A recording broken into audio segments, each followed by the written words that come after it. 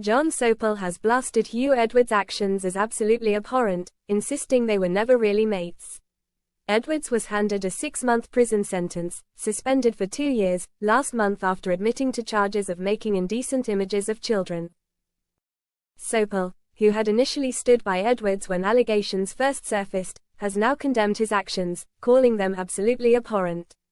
Despite their long professional history, Sopel has recently clarified in an interview with The Guardian, "I've known Huw a long time, but we weren't mates, we hadn't seen each other socially."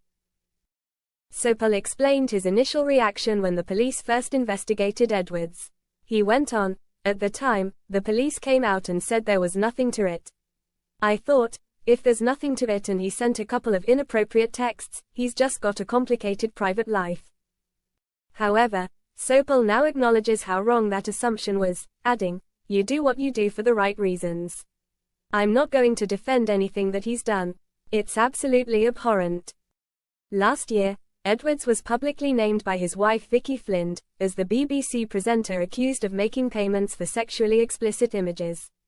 In response to that revelation at the time, Sopel commented, "This is an awful and shocking episode, where there was no criminality, but perhaps a complicated private life. That doesn't feel very private now. I hope that will give some cause to reflect. They really need to. I wish the Huw Edwards well." Sopel, who had worked alongside Edwards for decades before leaving the BBC last year, also shared that he had been in contact with Edwards before he was admitted to hospital for serious mental health issues. He told ITV's Good Morning Britain, "We've had contact, obviously not since he's been hospitalized.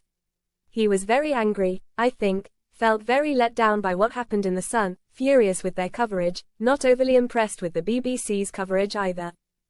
Having served as the BBC's North America editor until 2021 and departing the corporation in 2022, Sopel now co-hosts the Newsagents podcast alongside Emily Maitlis and Lewis Goodall.